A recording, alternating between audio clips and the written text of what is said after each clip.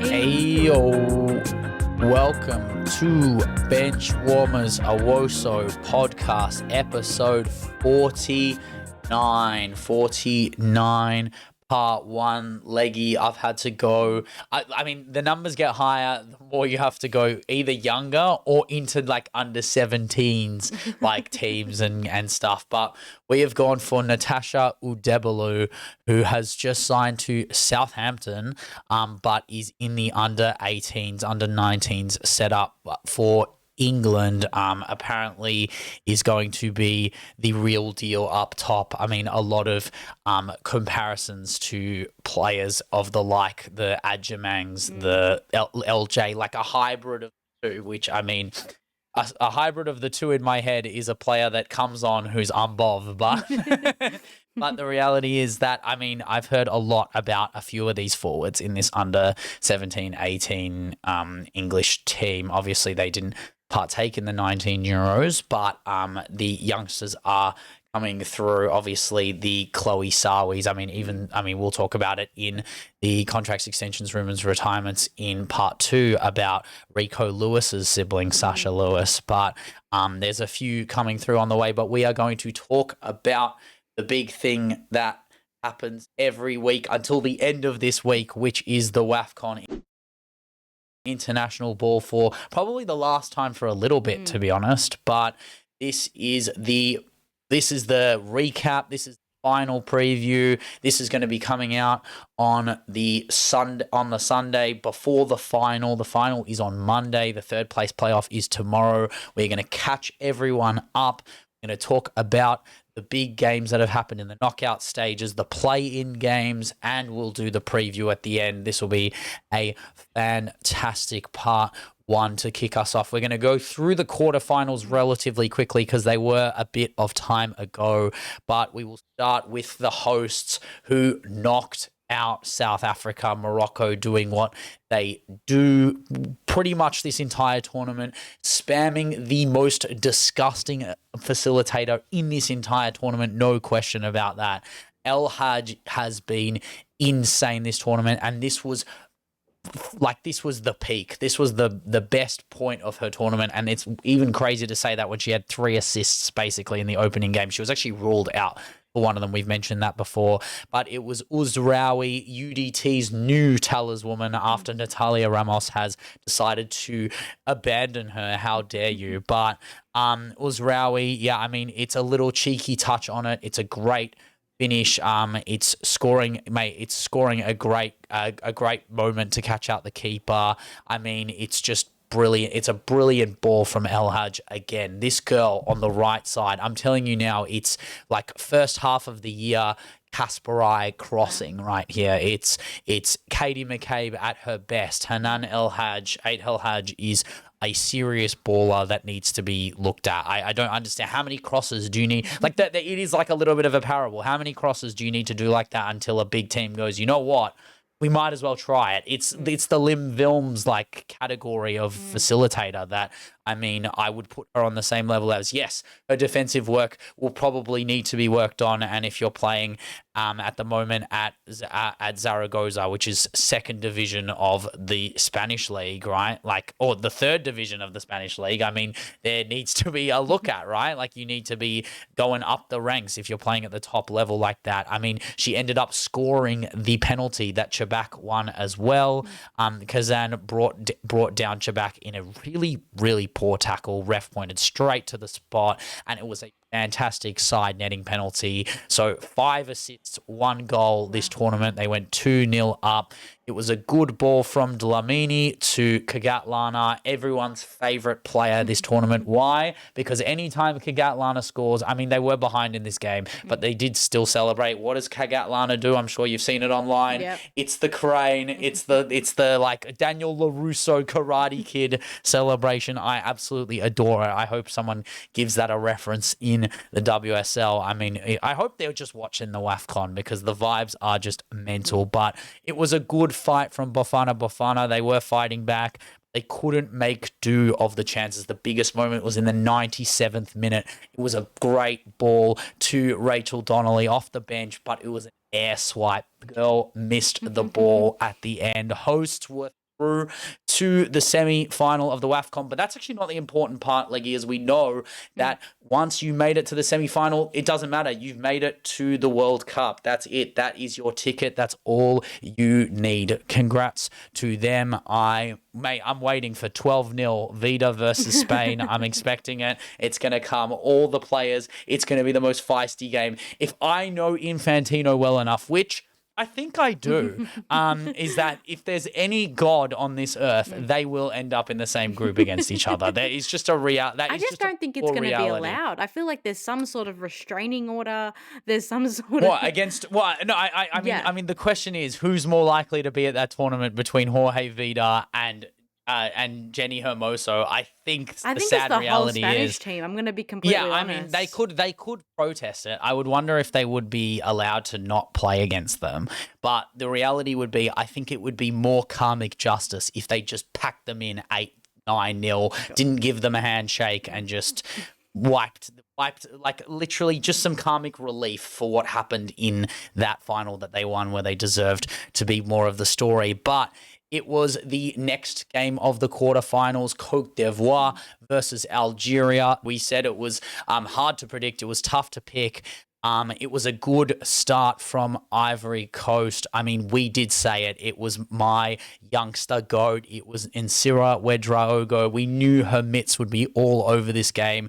Aggressive dribbling, confidence, barging through, just willing her way through the defense. She gets a shot through, and Ghazi does save it. Chloe Ghazi, shout out, had a really good tournament so far. Incredible stuff. But the save bobbled to Conan. She tapped it in. It was 1-0 up. A great finish. I don't know if you saw this, but it was like through the legs of Balumu. There was a massive VAR call.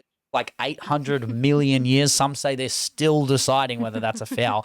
I reckon if that was in the WSL, that would be a huge debate whether that was a foul, because we look at those ones and you think, oh, I mean, okay, how is that not a foul? Because she's actually like gone through the legs of her, through the back of her, but she's managed to get the ball. And then, yeah, obviously like got the player in the process. I mean, you can't not get the player in the process, but she hasn't chopped her up, in my opinion. I think it's a fantastic finish. It's a really hard finish to do. So shout out to Conan, Strasbourg's own. I mean, she is a player and a half. But it then was disaster for Cote d'Ivoire. Yabo's cross, dangerous, fiddled around with by the Algeria defense, maybe on purpose, intentionally, but my GOAT. Of course, this is now the new Ben Creaser curse. This is the Benchwarmers curse. Anytime I say a player should never be benched again because I think they're amazing, they decide to do stupid things. So Hasnath Mbamba last week, sent off.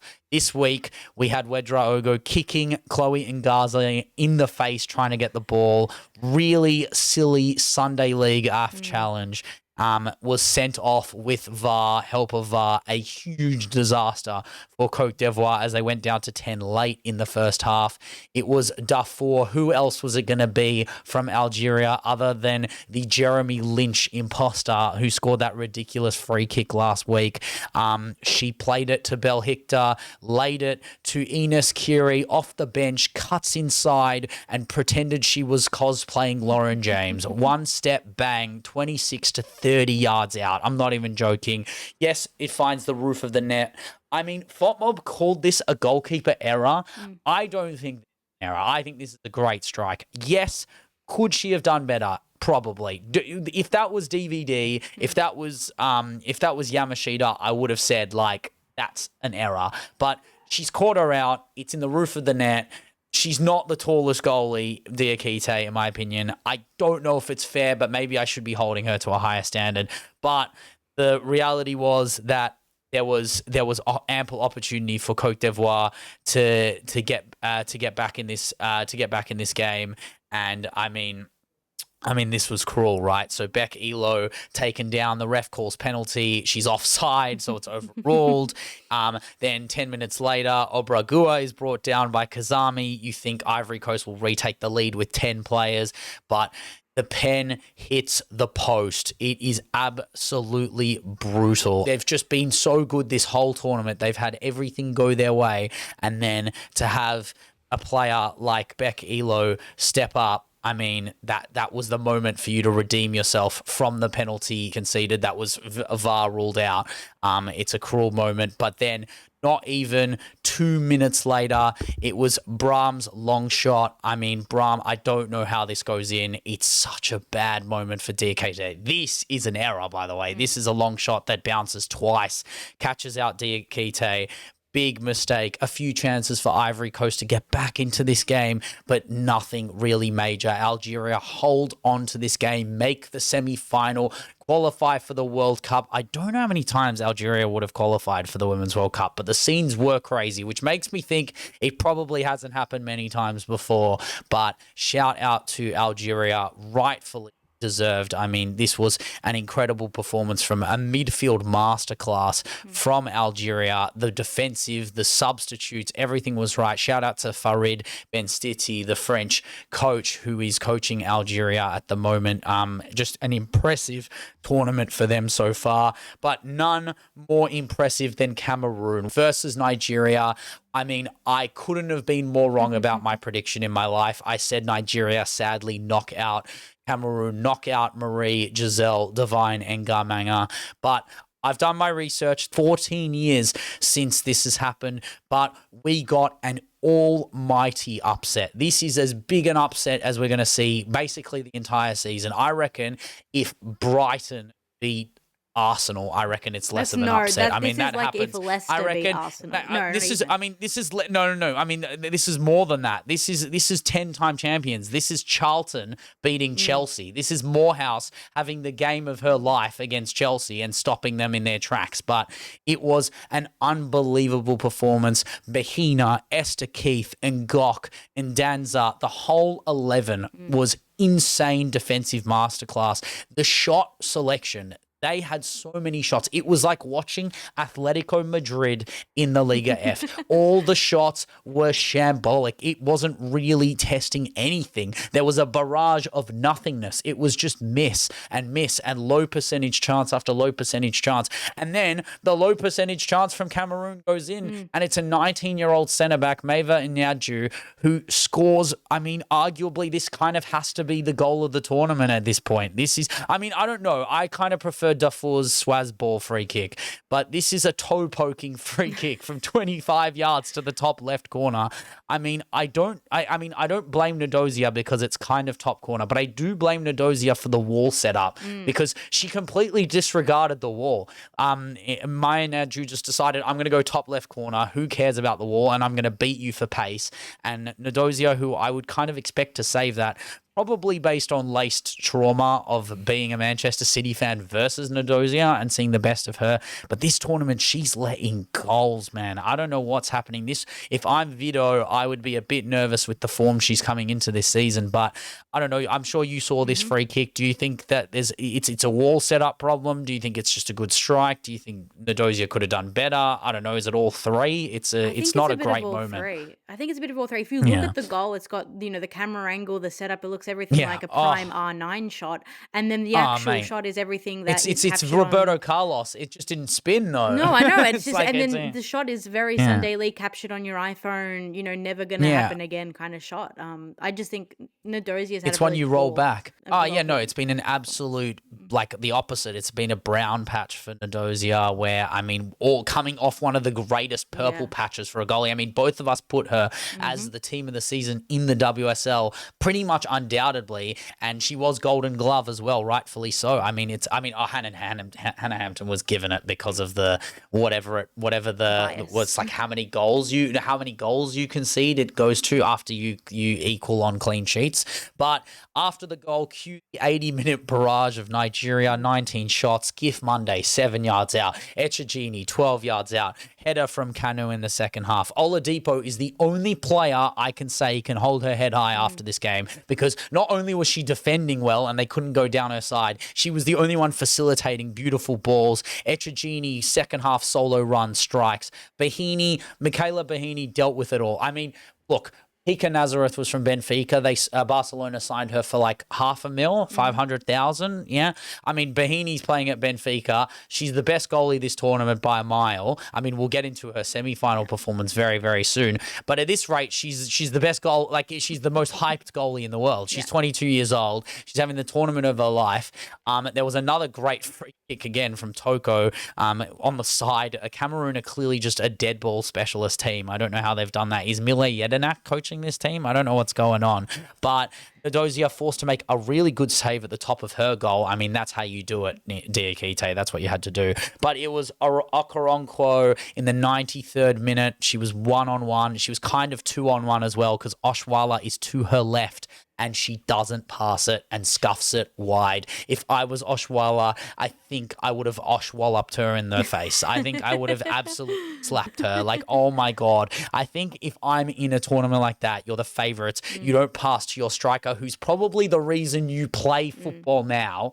I just don't believe it. I just don't believe that actually happened. But shout out to Bahina, who made it a questionable moment. You had to make the decision. She was player of the match. She made 7-8 saves in arguably the greatest upset in WAFCON history. I would argue this is as big as it gets. To be fair, I will shout out to parts of the Nigeria defense. I mean, they got beaten by a single dead ball goal, right? So they stopped Enga Manga, they stopped Eto. Both of them came off. I mean, that's what you do when you're trying to hold the lead. You just go into Mourinho ball. But they are through to the World Cup. They are through to the semi-final. Insane moment for Cameroon. The same way it was an insane moment for Malawi. I mean, I don't like this dual narrative that Malawi have. That they're like not the favorites, but they have the two best players in the tournament, right? I understand that they're ranked 150th. We know FIFA rankings don't work because they're just biased and they don't play in the two Chewinga sisters barely play for Malawi in their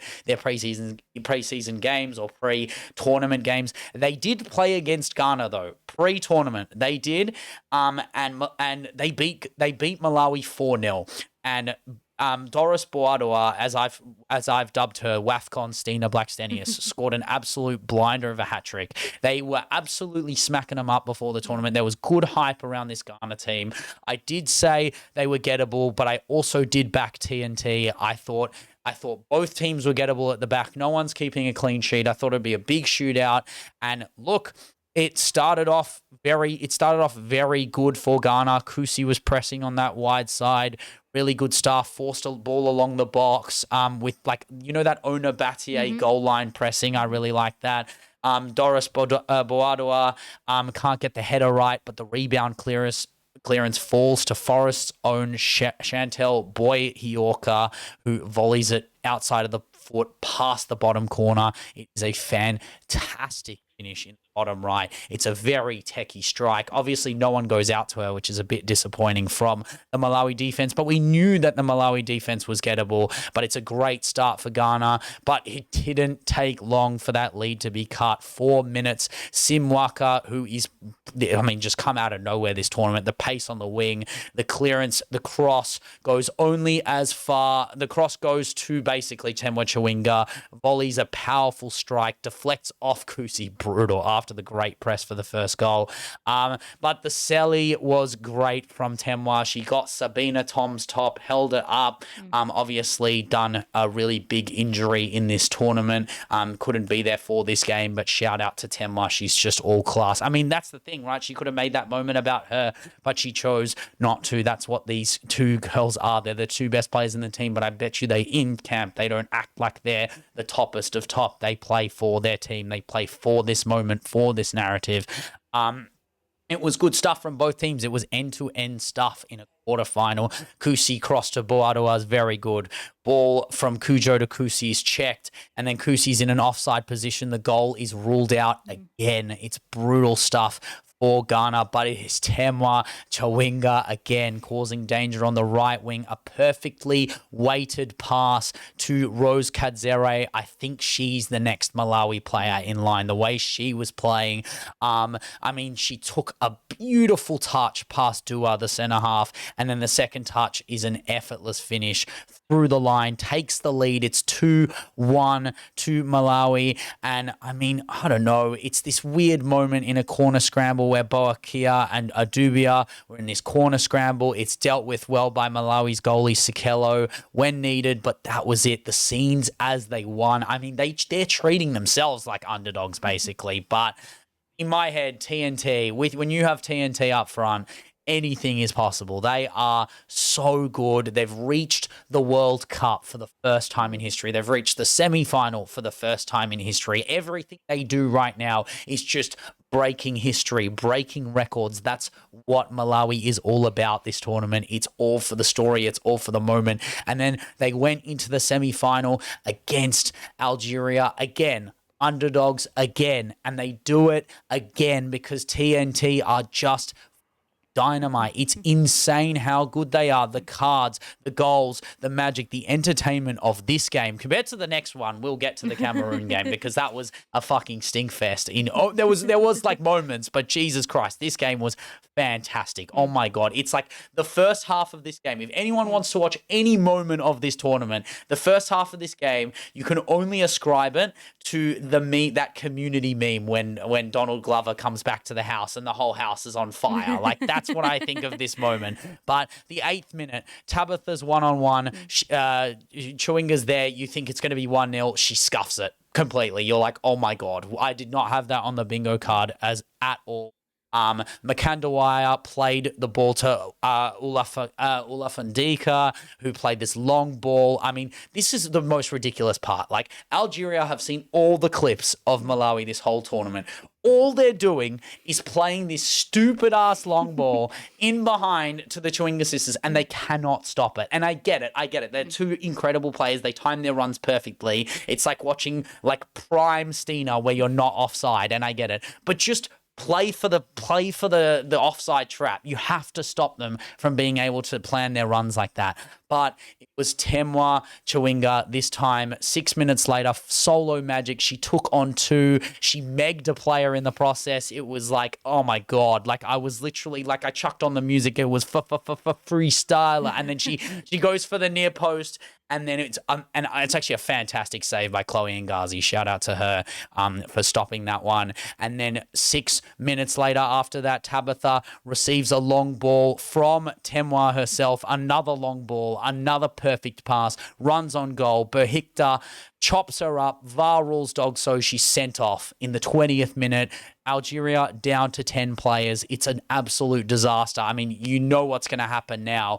As soon as you're one down against a team of this caliber with the quality of this caliber, it didn't take long. 11 minutes later, Simwaka, who, as I said, has burst on the scene this tournament, headers it down. The corner is decent, but the bicycle kick is even better from Tabitha Chawinga, bar and in.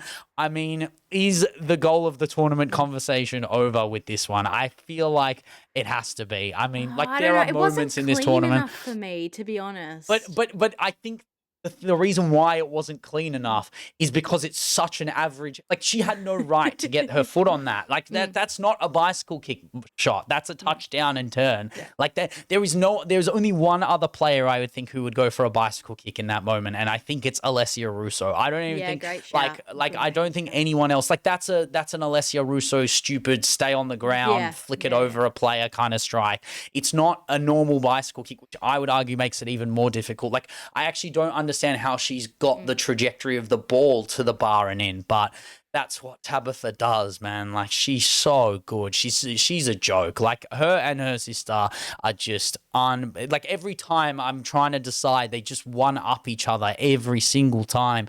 And then 11 minutes later, you have Kadzere, deep lying ball from the wing again, finds Temwa again, one-on-one, sends the keeper the wrong way, hits the post. Oh my God, I cannot believe I put that in the bingo. I didn't put that in the bingo. I did put a poster, but I didn't put her missing a one-on-one like that. But she is offside. But 2 minutes later, it's Chinzimu. They were slicing up Algeria's defense in this game. It was so impressive. Temwa was one-on-one again. We know she doesn't miss 2 in a row, but this time instead of shooting, she goes around Chloe Ngazi, finishes late in the first half to double the lead 2-0. I mean, it was insane. Kazami made, Temwa was in again, but Kazami did an amazing stop at the end of the first half as well. It could have been 3-0. That's how good Malawi's attacking display was in that first half. But it was disaster late moments of the first half, similar to the Cote d'Ivoire moment where there was an open net chance for Bethy. She did well. She skilled the keeper, skilled the defender for Algeria. She's done well. She's cut back, and then the shot dragged wide. It's an open net moment. It's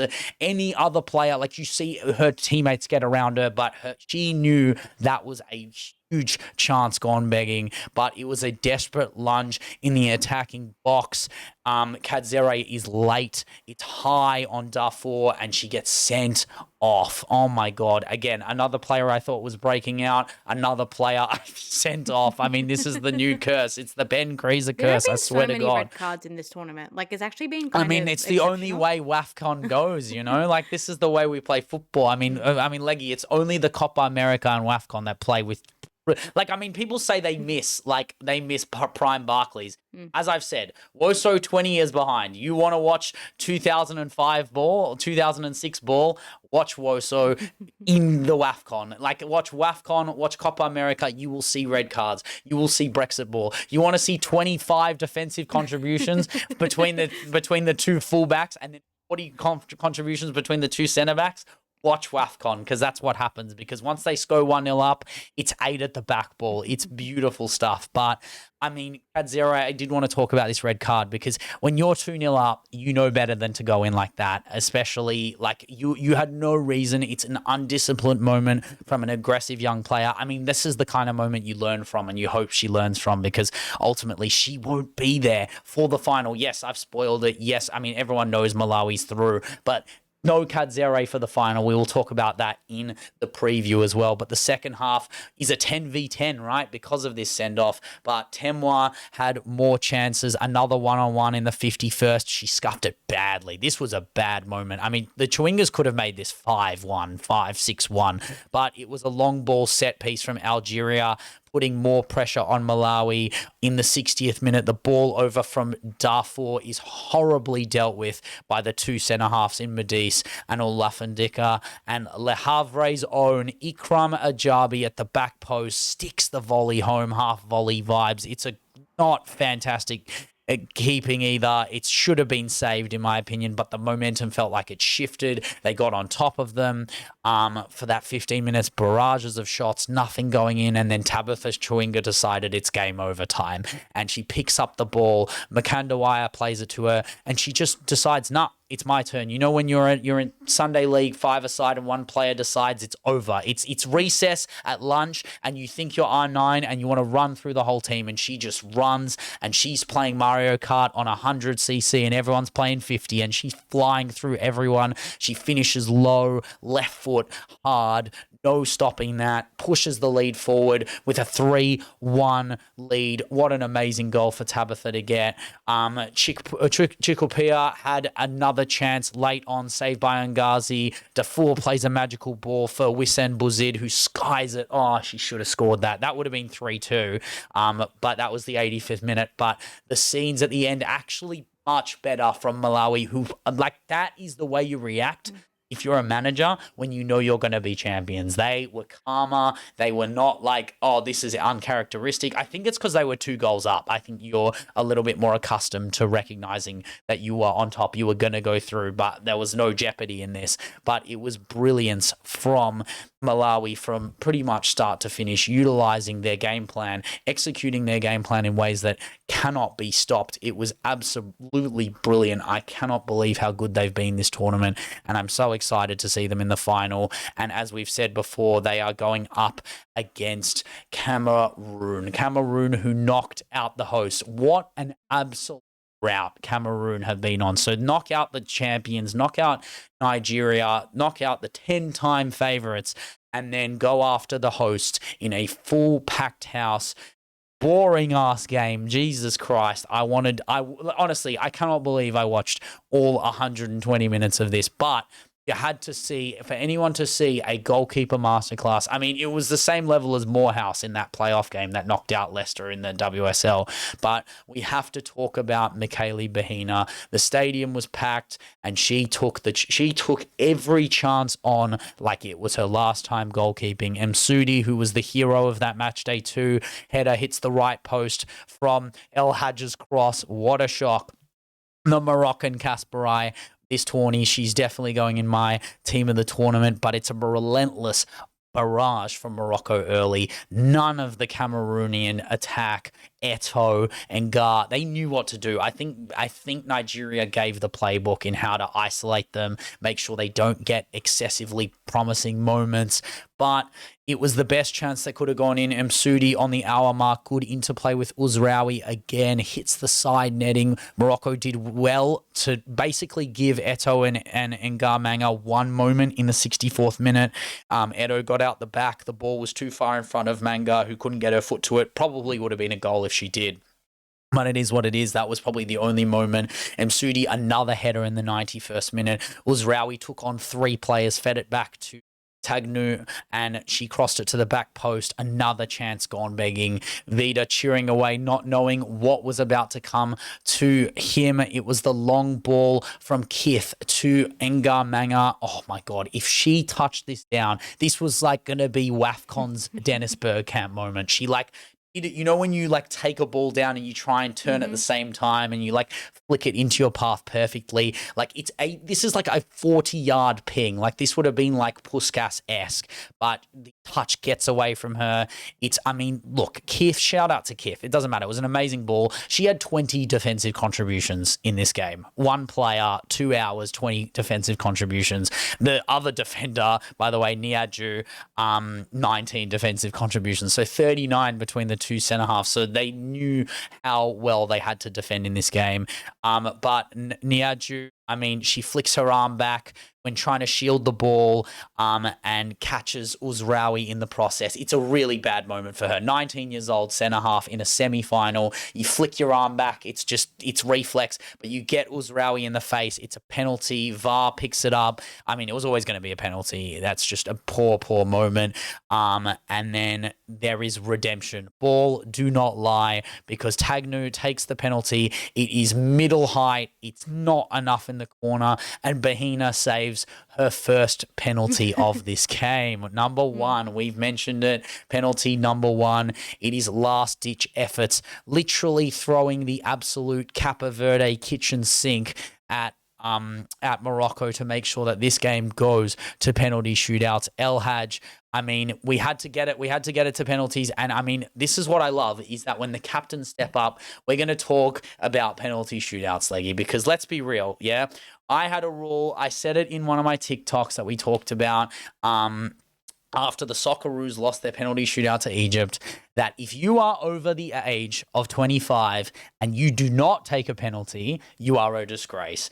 And if you are a player who is under 25 and you miss, you are just going to be told you're too young to take a penalty at this point. I just think you're allowed to take a penalty unless you're a dead ball specialist or you're above the age of 26. Like, you just have to have had experience in this sport, because this is what happens. So El Haj, the captain, and the captain has to go first to set the tone, right? So Bofana sent the wrong way completely. Yeah. Shout out to El Haj. Great penalty. She literally did no wrong this entire tournament. Then Ngar Manga does the same thing to Ngazi, sends her the wrong way, 1-1. The two captains basically have gone. Like the two main archetypal leaders. I know El Haj is captain and Ngar is not. But then Kenza Chappelle, 23-year-old super sub attacker, barely touched the ball. Recipe for disaster. As I said, no one under 25 should take a penalty. It's a top right corner attempt. It's way too central. Bofana saves it. Second pen of this game, she saved. It's insane scenes. Grace Mendua, who's had a very good tournament, I will not lie. She's been really good, but she's a 21-year-old winger, Leggy. This is recipe for disaster again. It's bottom left corner. It's too slow. And Air Michi, I mean, this is a great stop. It's a great save. It ties the shootout at 1-1. Then Atik, 28-year-old centre-back. What does that mean? It's going in. It's 100% going in. No Harry Soutars here. You think it's going. It's an unbelievable top bin shot, but I don't know how Bofana saved this. It makes no sense. But she went full on Morehouse moment. It's basically a better version of Chappelle's pen, but it's top right corner. I don't know how you save that. It's a magnificent third save for this game. Bella Rose comes up for Cameroon, 32 years old, side foots it. It's too powerful, can't save it, keeps the keeper rooted. What did I say? Anyone above 30, you have to instantly be in that top 5. Ouedraogo, I love you. I love you so much. You've been amazing this tournament. Natalia Ramos is gone. You are now the new talisman of UD Tenerife, but you are 24 years old. And that's just a rest. Again, a winger, 24-year-old winger, stutter step penalty. It ain't the one. You just don't stutter step. Let's be real. Who in this life, other than Pogba, I think Neymar. Pogba's the only one who gets away with it. But, okay, Neymar started it, really. Yeah, he kind of did. I will say Neymar. I'll give Neymar the benefit of the doubt as well. But also, has Neymar ever won anything with his said penalties? I mean, did he win the Copa America or anything like that? I don't think he did. But remember, in 2022, he was the last penalty taker, but they were never able to get to him, remember? Oh, see, yeah, mate, you got to take it first. This is why. Yeah. This is why you have to be first if you are the Talis person. But it's a fourth save for Bofana in one game. 3 in the shootout. I see it, but I don't believe it. But then the fourth penalty taker, the only player to disprove my theory. But as I said, the one caveat is if you are a dead ball specialist. And Meva Niaju, the girl who gave away the girl who gave away the penalty, the girl who scored, the girl who kept them in this tournament to get them over the line in the Nigeria game, the game that was considered unwinnable, absolutely she does an Ivan Toney penalty. She stands straight up. She doesn't look at the ball. She looks at the keeper. She sends her the completely wrong way and hits it hard as possible. It's a guaranteed goal. It's unbelievable. I don't understand why more players don't train that kind of penalty, but they are through. Cameroon are through to the final, knock out the hosts, knock out Nigeria. I cannot believe what I've seen. It's an absolute dream run for both sides of this tournament. I mean, obviously the PR is all around Malawi and the Chewinga sisters, but shout out to Cameroon, Eto and Gok, Enga Manga, Niaju, Bofana. This team is going to go down in history. I swear to God, the way they're playing right now, I hope that they all use this tournament as a vehicle to progress their own careers. We then had play-in games. Obviously, we need these games to decide who's going to go to the playoffs against teams like Ireland and all the other ones who are desperate to make the World Cup but didn't make it.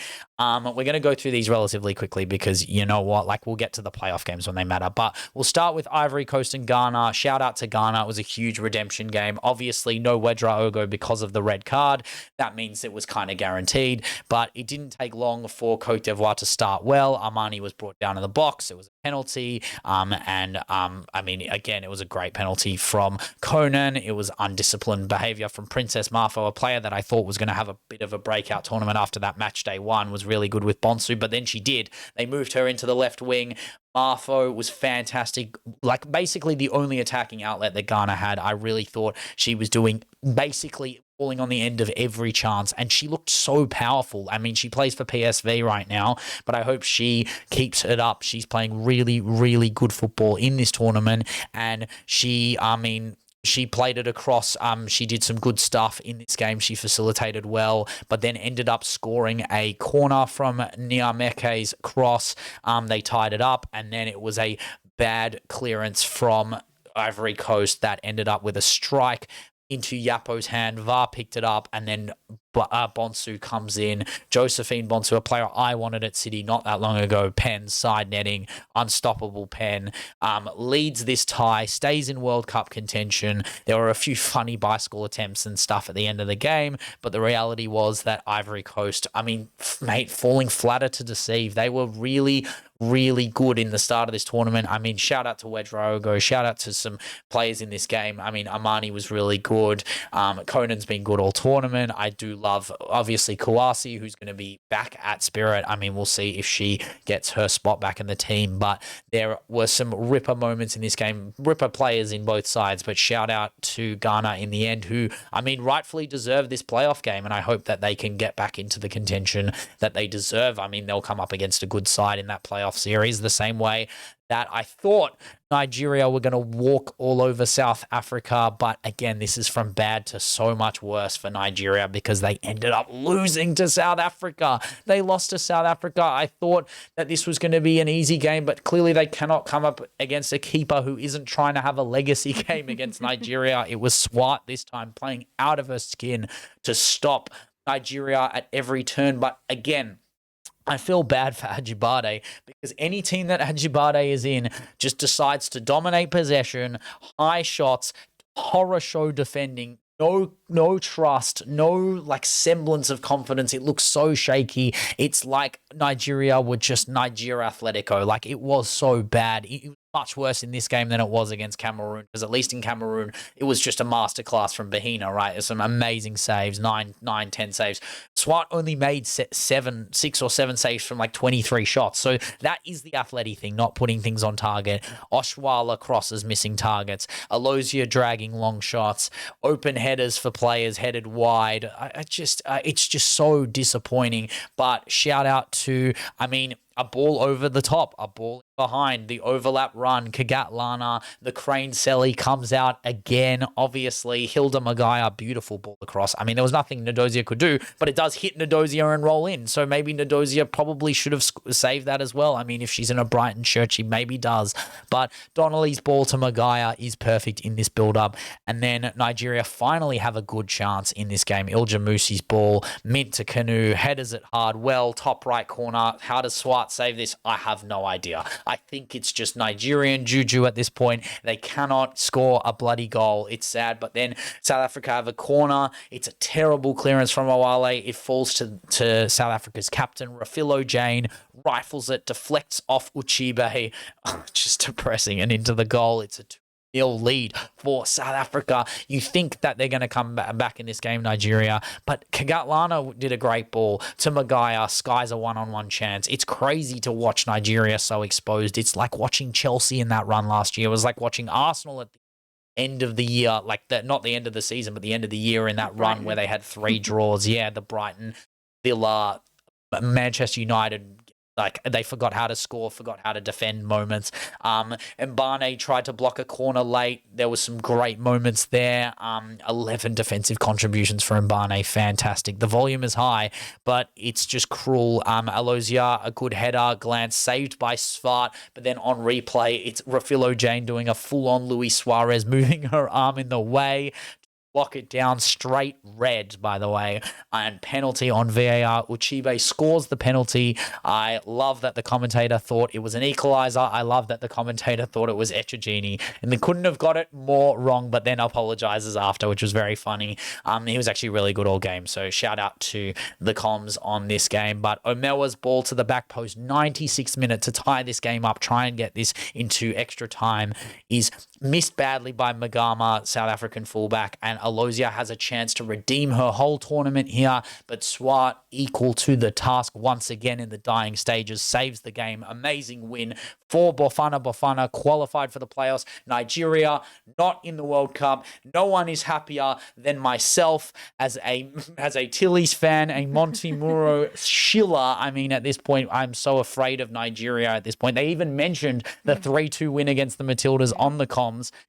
Because that's probably the last good moment they had until the WAFCON, obviously, that they won last time. But yeah, Leggy, I don't know. What do you think of these 2 games? Nigeria losing to both Cameroon and South Africa. I mean, this is just, I mean, it's gone from bad to worse, really. Yeah, I think we've seen the reaction from the women's football community that's tuned into WAFCON. It's a bit of shock, it's a bit of surprise, but I also think it's a bit of like interest. I think a lot of people are interested in what first-time champions can look like, not just for the African region, but what it can look like for the established establishment of a more equal African region, an African region that could produce genuine talent going into the World Cup. I think that we've seen in the last 2 years, particularly with the Euros, with the Copa America, we've seen a lot of sameness. We've seen a lot of the same type of Of teams. course. But And CONCACAF as mm, well, and you'd argue Asia Cup as well, yeah, because we end up with Australia and Japan. I mean,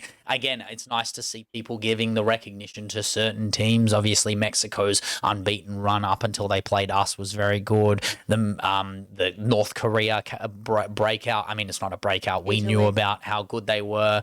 Yes, even Italy and their run. I mean, we'll see how long that lasts. But I mean, we've been talking about qualifiers, and we've been talking about Denmark and Mm. Turkey and teams that are coming through on the ranks that aren't necessarily the usual suspects. And I think this is a case of, I mean, we had to speak about the fact that in this the semi-final series, it didn't matter who won. Whoever wins would have been a Mm. first-time champion. Yeah, and I think that that is again for the betterment of the game in the region. It also adds interest from people who don't necessarily watch the WAFCON and want to tune into a final to see history. Because at the end of the day, this is history, and this will cement a legacy for the next how many years of a team that is now going to be either a first time, one of them will be a first time champion. I think that that's exceptional. I mean, it puts the star on the jersey, Yeah. and it's marks scouters, right? Like, if scouters are doing their job around the world, as much as Leggy and I are the greatest scouters in the game, I mean, no one gets past us, and then if they do, then they're not playing at the right level.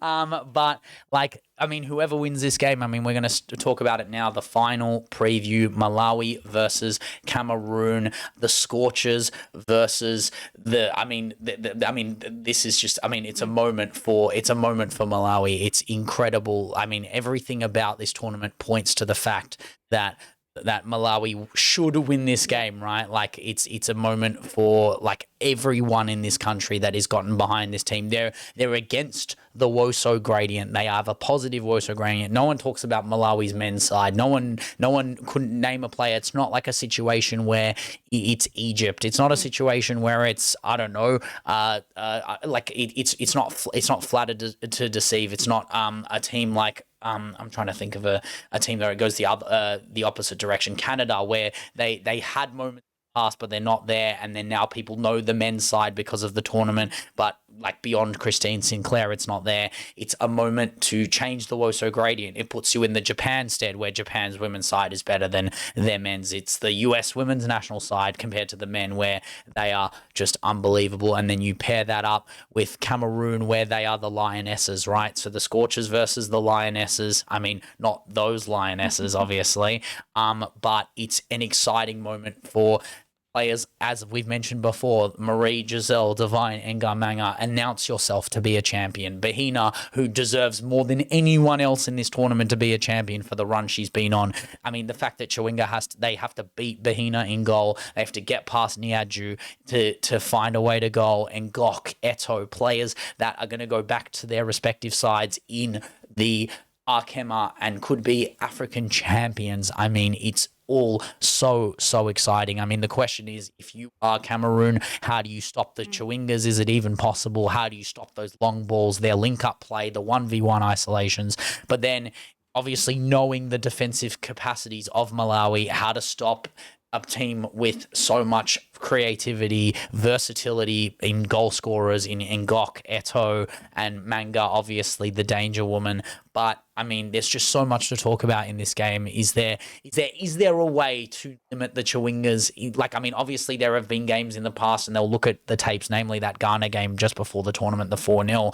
But I'm just wondering what you think. Is there a way that Cameroon can get over the line in this game? I really hope so, because ultimately I'm going for the underdog. I don't think I think that most people who aren't from or supporting Malawi would be going for someone like a Cameroon because of the run that they've gone on, because of this what do they call it? The monster killer. No, The the Giant Slayer. giant killing run that they've gone on. I mean, it's been exceptional, but It's a more impressive display. Like, obviously, like, shout out to Malawi, who have treated nearly every game as if they are underdogs, and beating Algeria in their own right, beating Ghana in their own right is respectable, no question about it. Rewriting wrongs, but the run, it's not even comparable to beating 10-time champions and the host. And I think that Malawi are approaching this particular tournament in the post-group stage very similar to the way that Arsenal did in their Champions League run, where they have the players, they have the pedigree. It's just that mentality. How can we position ourselves to make every single game out, putting ourselves as the underdogs, but making every single game a game where we have to put 100% in to get 100% out. And I think the way that Cameroon have gone, it wouldn't surprise me if they run out of legs at the end of this, which is very disappointing from a viewing perspective, but it wouldn't surprise me just the load of games, the amount of time The extra time as well. times.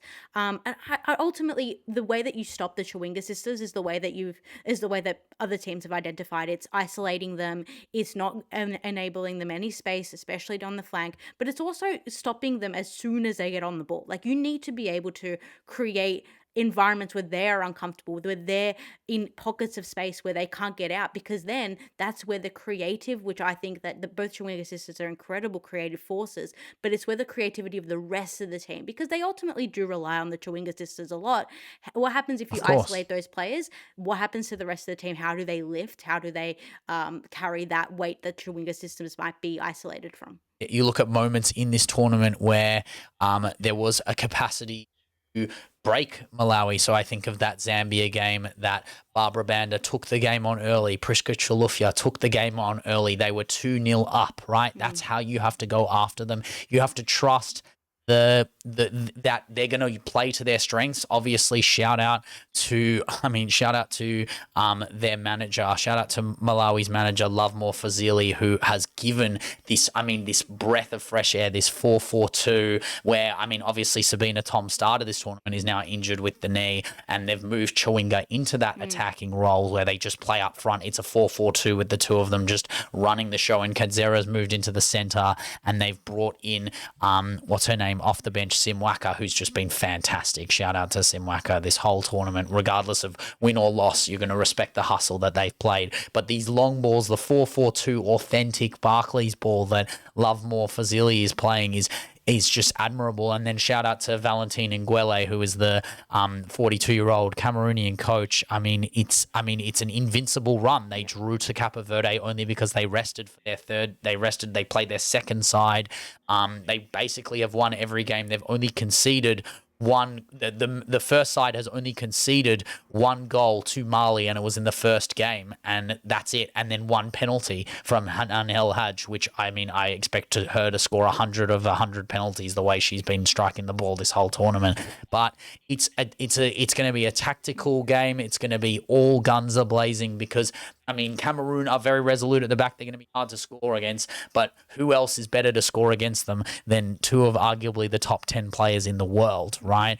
I don't know how they're going to limit Toko and Ngok's midfield dominance. I think that was the most impressive part of that Nigeria game, is that a team that you look at, you look at Nigeria's midfield of Echegini and Ajibade, and you think to yourself, there's just absolutely no way. Like, they're gonna get, like, I know it's name merchanting, and you look at them and you look at the level that they've played at, and you think to yourself, there's just, like, you're just going to sit there and beat a team that's double your ranking. Like, it's not, you don't just walk through a midfield like that. Obviously, they have Abiodun to cover as well, who's playing at Washington Spirit. But the way in which Toko played, 21 years old, Myong played really well, resolute at the back, and then obviously probably the dynamite of the Cameroon midfield, Monique Ngok, who was playing her best football last season at the Arkema, was doing fantastic things this entire season for Fleury. She was all over. Her hands were all over that amazing Fleury run that we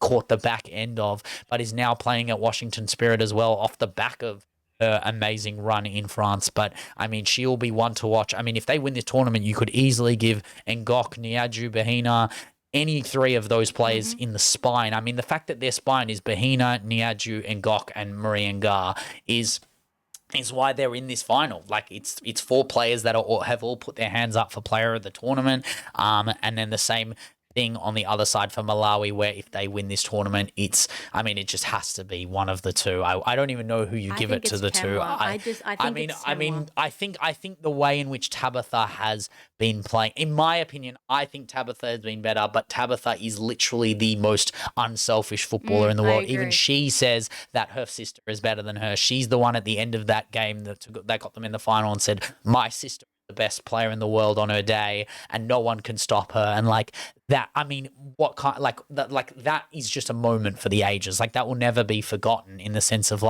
they just recognize their greatness. But there's a part of me that thinks that attitude what makes Temwa so good, but it's also what makes Tabitha so good, because she doesn't need to be like, she doesn't treat herself like the main number 9, the number 1. And I think that's probably how she's treated at Lyon. Yeah. I think a part of it is when you are that role player and you're there to facilitate. I still think she's the best player, arguably, for Lyon in the back end of the season. I think De Mornay was the player. She was the player of the season, in rightfully so. But obviously, to be the top goal scorer in the Arkema, to be the player that they rely on week in, week out to win them the league, she's crucial to everything. And the fact that she's like reduced herself down to the number 2 of this team, it makes me think that she's going to come out, maybe brace, score a hat trick in the final, and rob it off her sister. I mean, this game could be the decider of actually wins the award out of the two of them, because of the way they've been facilitating for each other. I mean, if we're looking at just the totality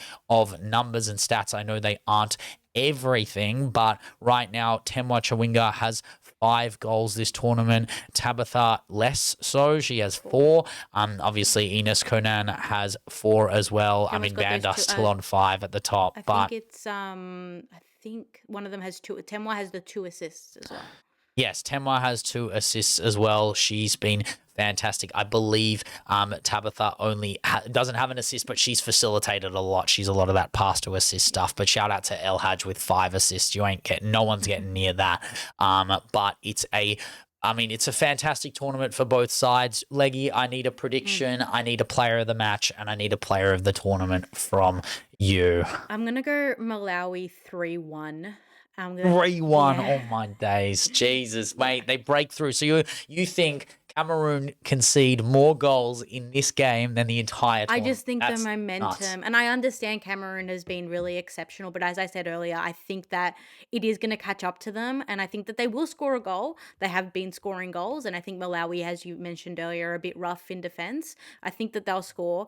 I think that Temwa will get the player of the match and the player of the tournament, and I think one of the sisters will get a brace, but don't hold me on which one, but one of them will Don't get a hold me brace. on which one. It doesn't matter. Chawinga, brace, 3-1, and Temwa picks up the player of the tournament. I love that. It's a very solid prediction. I mean, I have been very clear in the sense of that I think if this game is 0-0 at 45 minutes, I think Cameroon win this game. I think Cameroon can hold out teams better than any other team in this tournament, and have shown it against the best of the best in this tournament. The teams that were the favourites, they iced them out, they cleaned them up. What's another one? What's another game to do it? This is the only game to do it. I do agree with the legs, though, and if Malawi get the chances that they have been allowed to by pretty much every team they've walked past, they will pounce. I don't see them missing as many chances as they did in that semi-final. That could have been easily 5-6-1, but I'm going for the spectacular. I'm going for the spectacle. The only way the WAFCON knows how is to put on an absolute show. I'm saying 2-2 full-time, extra time. Temwa Chawinga scores a goal to make it 3-2, but then there is a penalty late on, and then you have Cameroon score the goal. It goes 3-3 to penalties, and then just because, and obviously Cameroon dying for penalties, they want it. Bahina does it. It doesn't matter. Malawi beat Cameroon at their own game 3-3 on pens. I'm literally going full on 2022 Menso World Cup level aura in this game. I'm going goals galore, pens galore, moments of magic, goal line saving clearances from both sides. I mean, I don't expect much from Sakela. I think that's going to be the big factor. That's why I think this game, I think you're right in saying Malawi could get 3, but there is no reason why Cameroon couldn't get 3 either, because it's just going to go back to back. They don't have, they have fast, aggressive wingers and they press really high.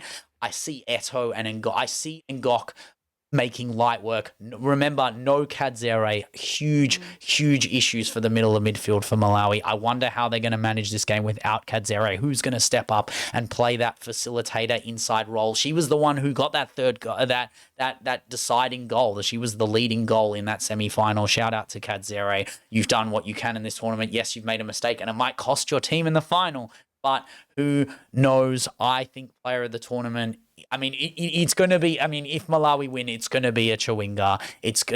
I think Malawi will win this tournament on pens, and I think that it's hard to not have it be Temwa. I do think it should be Tabitha. I think Tabitha plays better in this moment. I just think there is a part of it, but I don't think it'll matter. I think Temwa will get it. But again, if we're talking historically, both Chawingas in finals, in proper finals, obviously Champions League finals, Chawinga has played in, not necessarily turned up to her level, obviously didn't start in the recent Champions League final. And then, I mean, if we're talking about NWSL playoffs, I don't think Temwa Chawinga was all that good in that game that Current played, and they were top of the league. Everything was right for them to win that playoff shield, and they decided to lose to 8th seed. They didn't decide. I mean, they got auraed. They got out-auraed by Gotham, and they might get out-auraed by Cameroon in this game because of the aura that's coming off their centre backs. I mean, Niadju has never had a harder task in her life. 19-year-old going into this final. This is how you break out. It's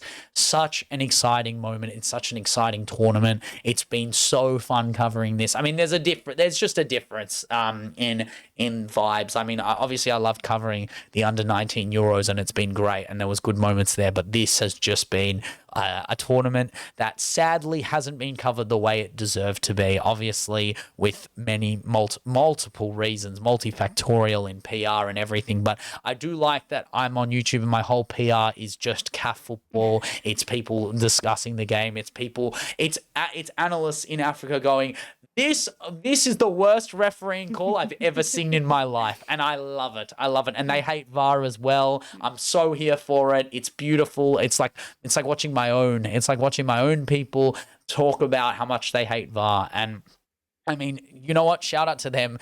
Maybe Sonia should coach an African national team, and then she won't complain that the WSL has no VAR. I think that's the logical solution here. Maybe Sonia's next job is the Algerian national side, so she doesn't have to learn a new language as well. All the morally corrupt coaches eventually go to Africa, apparently. So yeah, and then I mean, it would be in only true French fashion to move to a French colonial nation in Africa. That is all we have for the preview. That is all we have for WAFCON this week, and that is all we have for part 1 of the podcast.